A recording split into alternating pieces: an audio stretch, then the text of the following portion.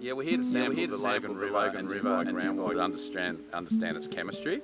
So the local population in this area relies primarily on the river as its drinking water supply.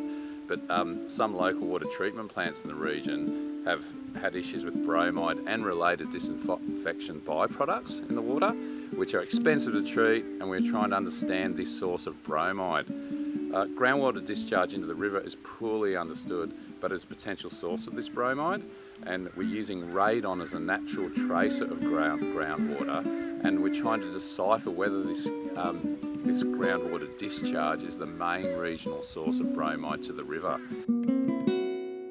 We're sampling multiple spots, and the reason for this is the system is so big that we're trying to get as many samples as possible so we can locate the source or origin of the bromide. So today we'll move around quite extensively around the region and just pick the points of interest, as well as the bore wells that are already in place. So we'll have a high resolution scan of the whole area, so it'll be some pretty interesting information.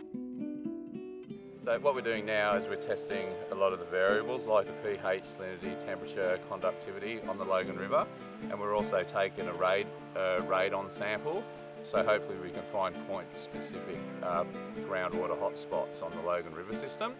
We'll take these samples back and we'll run them for 2 hours on a radium machine, a detector machine, and we pump water up from here and we'll test all the water and pump it into these bottles and for the later evaluation. This will ultimately benefit the water treatment company and also the local population. If the groundwater is a source of the bromide, then we can narrow this down to different hotspots, and we can locate each area on the river where these hotspots are driven by the bromide, and in that way we can endeavour to manage that effectively in the future.